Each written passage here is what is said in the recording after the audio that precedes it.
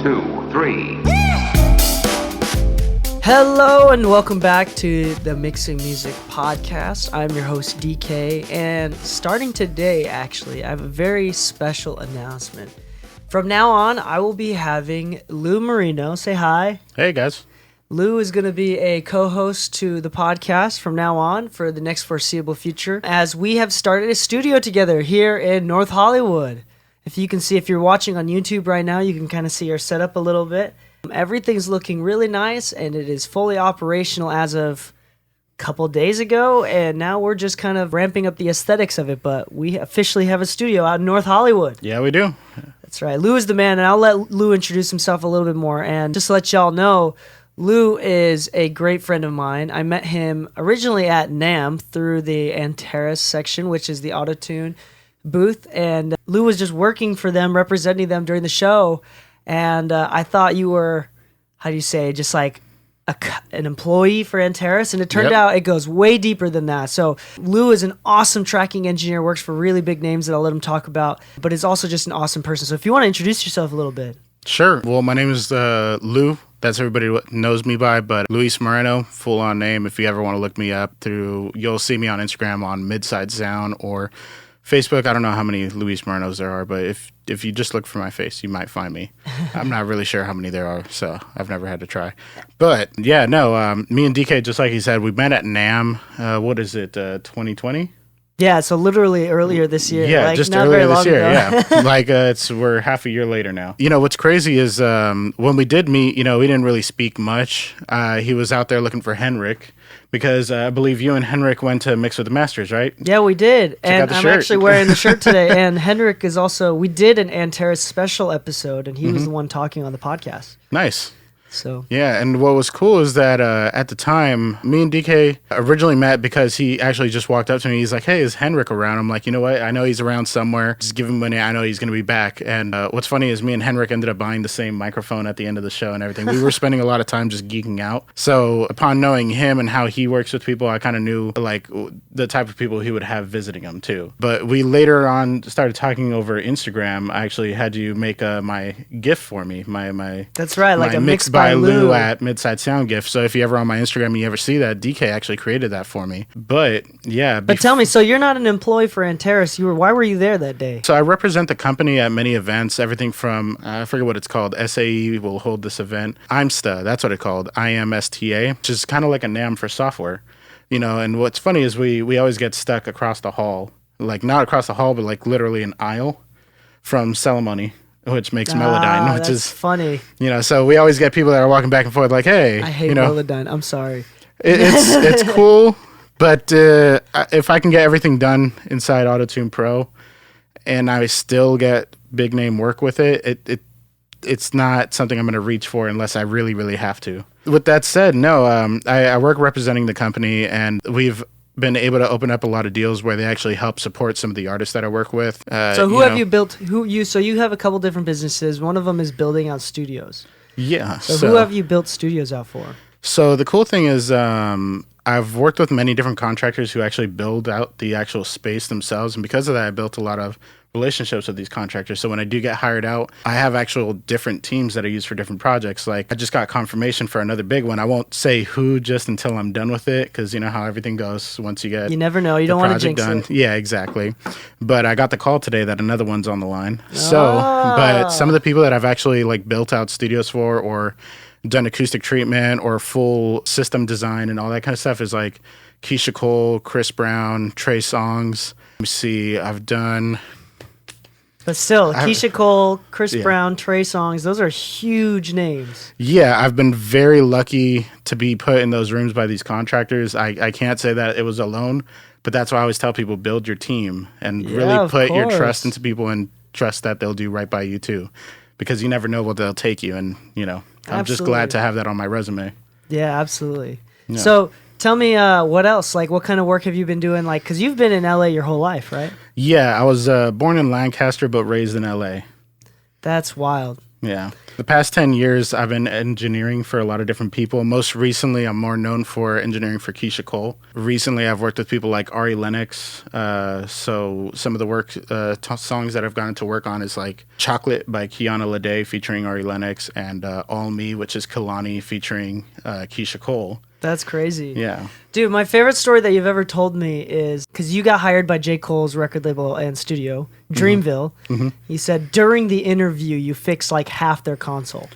Yeah. So you got hired on the spot because of that. Tell us a little bit about that. So I always tell people you want to kind of prove your worth. Whether you have to walk in as an intern, even with years of experience, the reality is they don't know who you are. So when I got the call, it was actually through a recommendation of a good friend of mine, DJ Ice. He's a Boz's engineer, works with Omen a lot. He's got credits on the Revenge of the Dreamers album. Oh, dope. Yeah, he's actually kicking a lot of, I don't know if I can say butt. Yeah, you can. Okay, cool. He's been kicking a lot of ass. So... He's so hardworking that when they offered him an opportunity to work with them, they also told him like, hey, we also don't want to stretch you too thin, and we want somebody who's going to be dedicated to her because we want her working as much as possible and feel comfortable with whoever she's working with too. So he threw my name in the ring. So my big thing is, like I said, prove your worth. When I walked in, they said, hey, these barefoot monitors aren't working. The NS10s aren't working.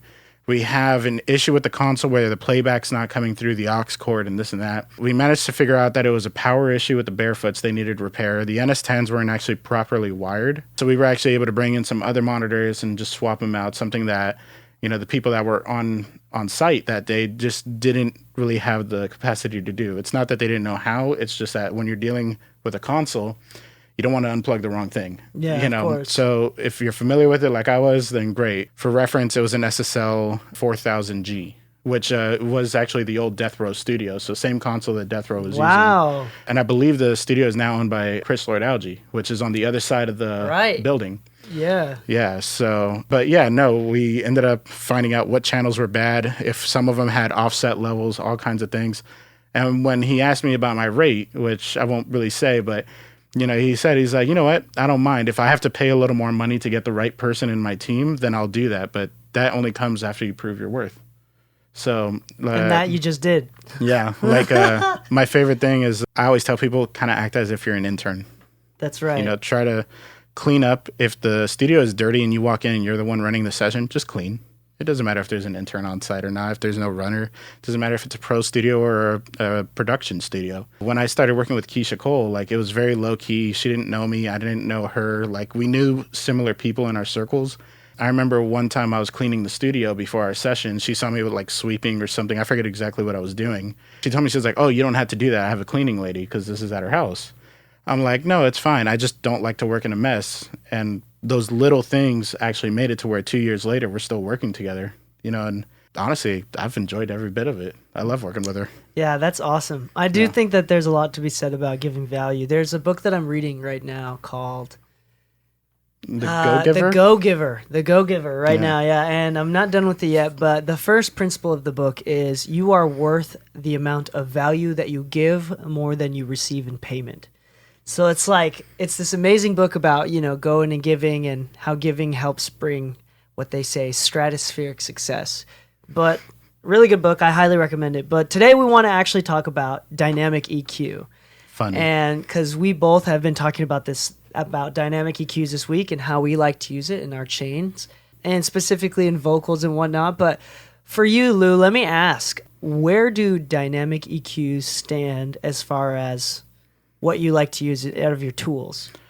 Well, you've seen me mix. I'm a minimalistic mixer. I'm big on natural style vocals. Auto-tune is fine with me, but the cleaner and more natural to what the recording sounded like in a good way, the better for me. So dynamic EQs, I really like using them as like polishers and almost like a compressor in general, because a lot of times we're reaching for compressors when we start hearing the levels kind of jump around, and sometimes it may be note-based, not necessarily broadband-based. But overall, I like to use it as more of a smoother. Yeah.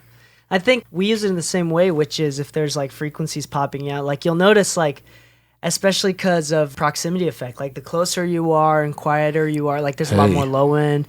And then the more you back off and the more you start to yell, there's a lot less low end in the vocals. So like, instead of just cutting out a static dip in the low end, you can have a moving dip. So that way, when they're really close and intimate, it's lower. But when they start to get further away, there's still a little bit of low end there. So it moves with the vocal. And it moves with the frequencies as it come in and out. Like I think that dynamic EQ, I think the way that we typically like to use it is FabFilter. We go part of the way with the static EQ and the rest of the way with dynamic EQ. Exactly. My favorite thing to use on the FabFilter, funny enough, is actually using the dynamic EQ mixed with the mid-side mode.